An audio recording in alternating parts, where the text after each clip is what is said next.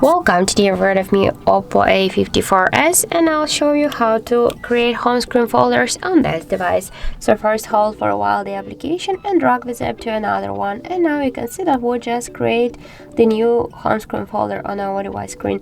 By the same way, we can add here more applications, and we can hereby click on the name, rename the folder if you want to do that. For example, I'll enter the apps, then click here to OK, and now we can see the changes that we just successfully renamed our device folder.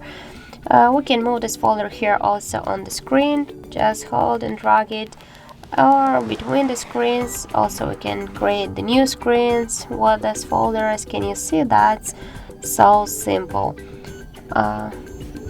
Where it's here.